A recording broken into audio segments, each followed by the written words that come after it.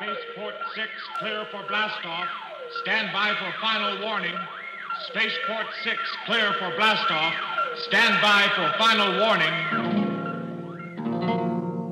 From the harsh, bright soil of Luna to Saturn's rainbow rings, in the hearts of lonely spacemen is a longing voice that sings.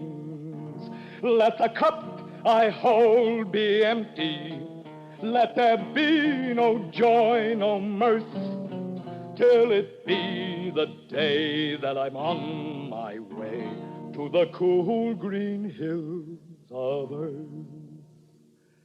To the cool green hills of earth. Final warning. Final warning. Final warning.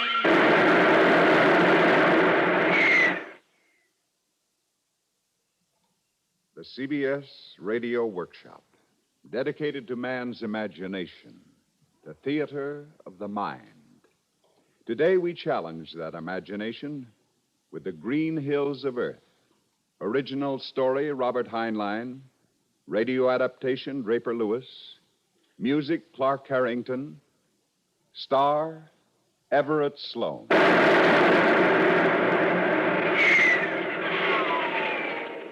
This is the story of Reisling. Reisling. No first name, no middle initial. By vocation, he was one of the best jetmen who ever worked as crew aboard the early cargo rockets that supplied the planets deep in outer space. His avocation? Well, anyone born in the 21st century, I'm sure, has quoted his poems, sung his songs. Even with luck, heard him singing them himself in some wind-torn, forsaken tavern on the borders of a spaceport, somewhere out there, beyond the stars. What's the matter, Reisling? Forget your own miserable words? Go on with the song. Now, I seem to have a strange parched feeling in my throat, induced by a sudden lack of liquid refreshment. Hey, let's have another round over here and give Reisling a double. Reisling was no beauty, believe me, with his grease-smeared, tattered space coveralls. His hair looked as though he'd been caught in the backwash of a jet, and he had a permanent case of sun itch that he scratched continually. But that was long before he became the almost legendary figure that you know him as today. One or two of his poems had appeared in the papers, and his first set of space ballads had been published with no particular fanfare. Certainly nothing like the reviews his later efforts would produce when he was hailed as the literary giant of the spaceways. You've heard a lot of stories about Reisling, the kind of stories that are always written about anyone who becomes a legend, a giant. But this is the story of how he lived and died. This is the way it happened. Tell me not of that Martian maiden. Let her eyes not burn in my heart. For I only know... Well? Well, what? How does it end? I don't know. I've never been able to finish it. How about that drink you promised? Just take it easy. The poor girl's only got two hands. Give her a chance. I'd be delighted to give her a chance. That's strictly hands off, Reisling. It's marked private property, Captain T.D. Davidson. Davidson? Don't make me laugh. He may be a captain when he's aboard the Goshawk, but the minute he sets foot off the spaceport, he's just another company member like you or me or any of the crew here. So she's Davidson's little starburst. Well. I know I wouldn't want to tangle with him. He nurses a grudge for a long time. Take the rule book out of his hands and he's finished. Captain Davidson and I have had a showdown coming for a long time. And this time, it's going to be Reisling who'll make the good captain wish we'd never met. Rocket ship Goshawk landing at Spaceport 3. Well, now's as good a time as any, Reisling. Same thought just occurred to me, too. Rocket ship Goshawk landing at Spaceport 3. Let's get out there. Maybe he needs a few new guys on his crew. The way Davidson treats him, he probably needs a whole new crew. Coming, Reisling? I wouldn't miss it for the world. Oh, Greg. Lend me your pocket tape machine a minute and tell the dock boss to hold me a job on the Goshawk. He'll do it if you tell him it's for me. And if you run into the stalwart Captain Davidson, tell him... Well, never mind. I'll tell him myself. Now, give me that tape machine. Stand clear for landing. Stand clear for landing.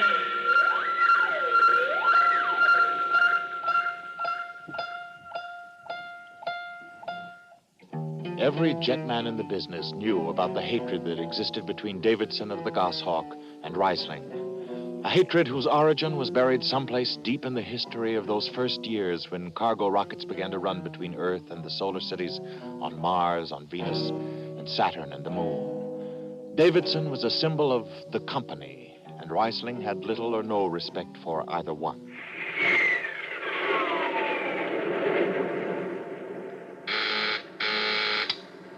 Davidson here.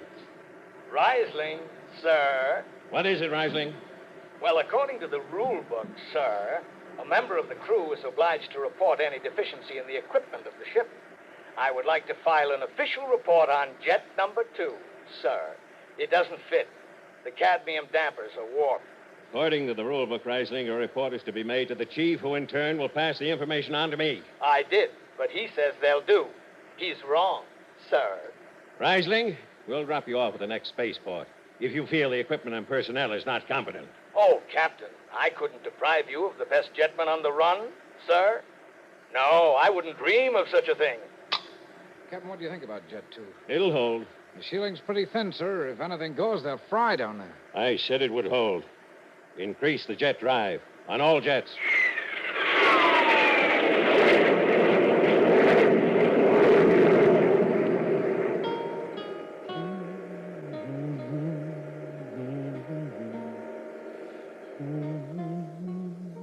Reisling.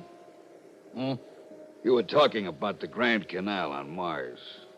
Is it really as fantastic as everyone says it is? Well, it's like something you've never seen before in your life. I remember I wanted to write a song about it, but I couldn't.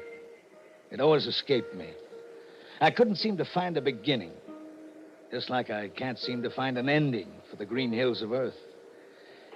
Maybe if I go back again, then I can finish it. But right now, I've got something more important to finish. Throw the intercom for me, will you? What are you going to do with my tape machine? What did you record back there in the tavern? Just throw the switch like anyone who can take an order. Reisling, don't write him anymore. You'll make it rough on all of us. He's like that. I assure you he won't lay a finger on anyone after I get through with him. Reisling, leave me out of this personal feud of yours. Who said anything about you, Greg? Okay, switch. This is Reisling to Davidson. Reisling to Davidson. Davidson here. Sir, I want to report a stowaway in the jet room. What do you mean a stowaway? There can't be a stowaway on the ship. It was searched by security before we took off. Nevertheless, there is a stowaway, sir. Just a minute. Turn up the intercom power. I want to make sure it picks up this tape good and clear. Reisling, if there's a stowaway down there, I want to know who he is. Just a minute, sir. All right, now, turn on the tape. Who did you say you were? I'm Kathy, sir. My last name is McCune.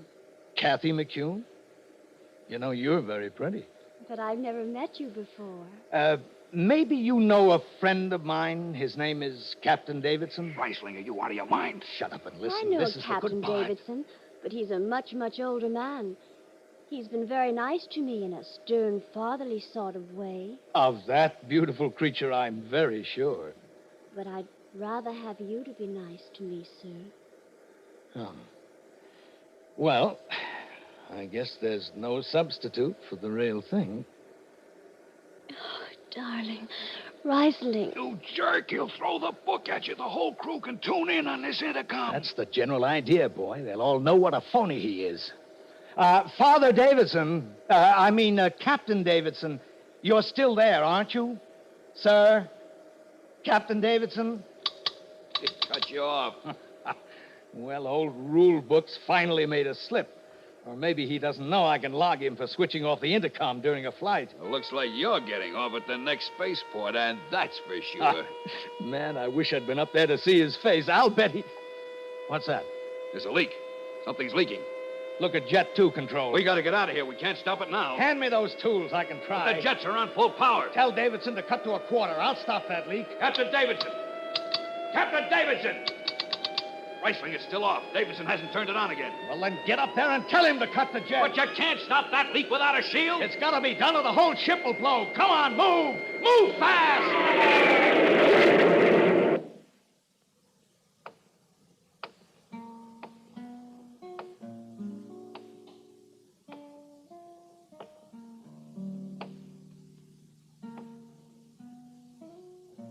Hello, Reisling. They wouldn't let me into the hospital till now. How's it going? Oh, not bad, Greg. Captain Davidson wanted to come, too. Well, he's really sorry about what happened. Wants to bring a specialist in from Earth. Maybe he hasn't heard the final report. Prognosis negative. Total blindness, resulting from radioactivity. The Goshawk's been junked. He has another ship. I'm not interested. I haven't got enough time to worry about people like Captain T.D. Davidson. I have too much to do. Much too much. I don't understand. Well, it's just that I suddenly have so many places I want to see. I want to go to. Remember in the power room? Remember I told you that I couldn't write anything about the Grand Canal? I remember. Well, suddenly it's come into focus. I've been back there a lot of times. Now I really see it. I finally have it in my head, in my heart, in my fingers. As time and space come bending back to shape this star-specked scene, the tranquil tears of tragic joy still spread their silver sheen. Along the Grand Canal still soar the fragile towers of truth. Their fairy grace defends this place of beauty high aloof. Bone-tired the race that raised the towers, their labors time ignores. Long gone the gods who shed the tears that lap these crystal shores. Slow beats the time-worn heart of Mars beneath an icy sky. The thin air whispers voicelessly that all who live must die. Her lacy spires of truth sing beauty's madrigal, and she herself will ever dwell along the Grand Canal. Yes, she herself will ever dwell along the Grand Canal. Well, there it is, Greg boy. Now I can see it. Ironic, isn't it? Thanks, Reisling. Thanks.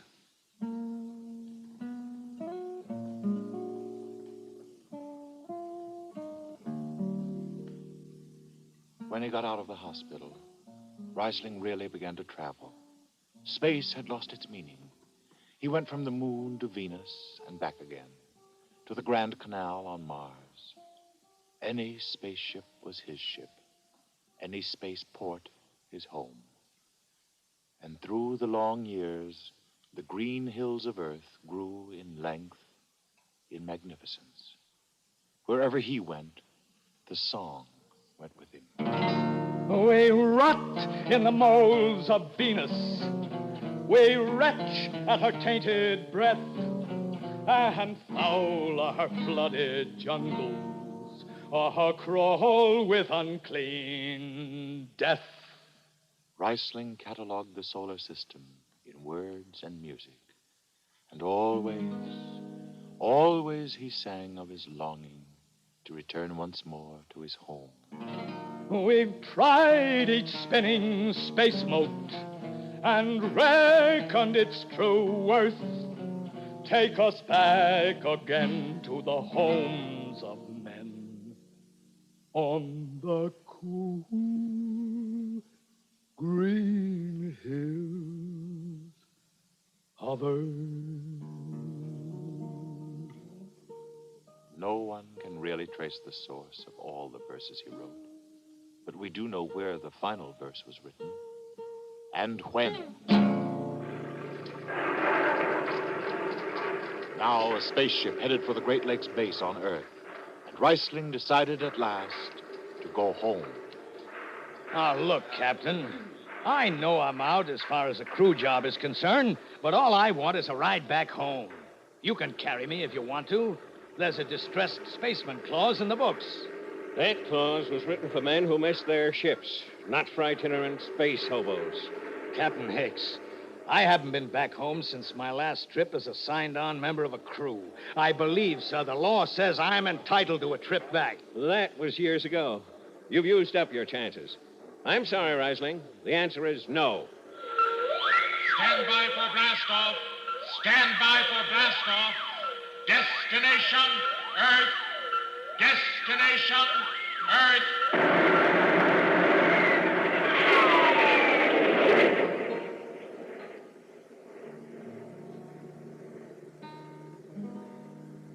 Reisling, you comfortable?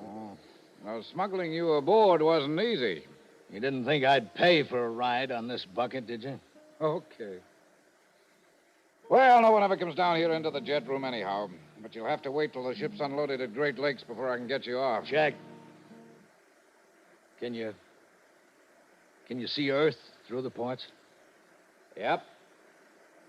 How does she look? As pretty and green as she always looks, Reisling. As pretty and green. Let the sweet, fresh breezes heal me as they roam around the girth of our lovely mother planet of the cool green hills of Earth.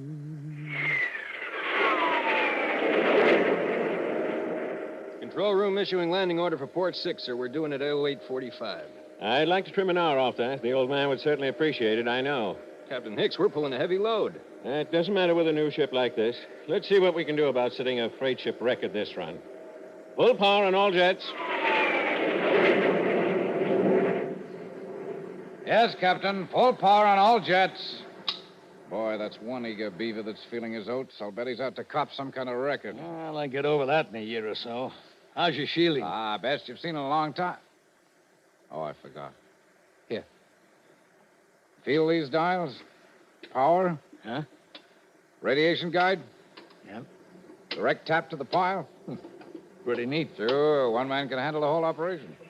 Say, these feel like the old hand-dumping plates we used to have. I'll accept the links. I unshipped them because they hid the dials. You ought to have them shipped. You might need them. They're available if I need them. But I won't. Well, give this bucket another year or so pulling such a heavy load, and she'll start giving at the seams a little. Wait a minute. Isn't that a leak? I thought you'd hear it soon. Now, listen. There you are, another new item. Relines automatically and kills the leak. Control to power. We're showing a leak up here. Everything's under control. Okay, Jack. This skipper doesn't want to cut power unless it's entirely necessary. Don't worry, sir. The ship can take it. I don't think we'll... Jack! Jack, where is it? I know that sound. Something's gonna blow. Jack! Jack, where is it? Show me where it happened, quick! The door. The safety door. I can get out of here and close it from the outside. Okay, Jack. Don't worry.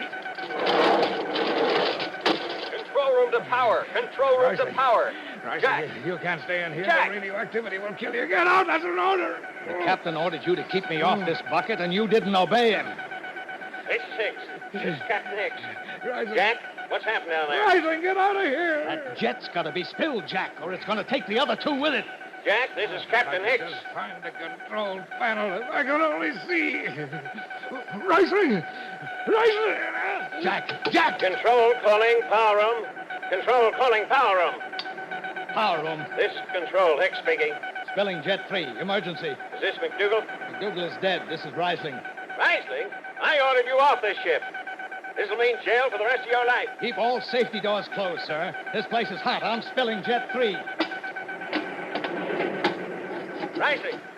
There are gloves and a suit in the locker near the door. Can you hear me? I don't need a suit, sir. Just my hands. Keep the crew out of their quarters. The jet blew while the door was open. And don't let anyone ever tell you that hand dumping is old-fashioned. Reisling, I'm sending the doctor down. He'll be waiting to take you into decon. And we'll have an ambulance waiting at Captain Hicks, stop it, will you? I've been around. I know what's happened to me. Reisling, I'm sorry. I'm glad you're aboard. Captain Hicks, do me a favor, will you? Anything, Reisling.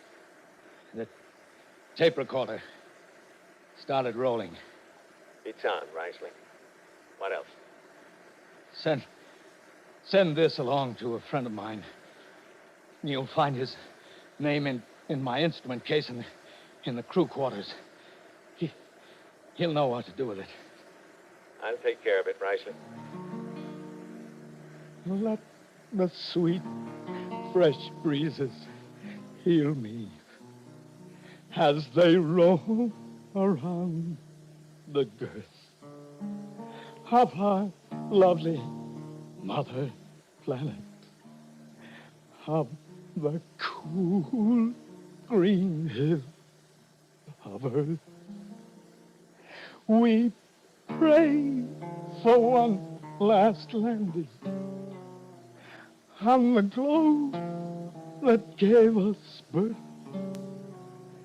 Let us rest our eyes on the fleet sea skies Reisling. Reisling. and the cool green hill of earth, and the cool green hill of earth.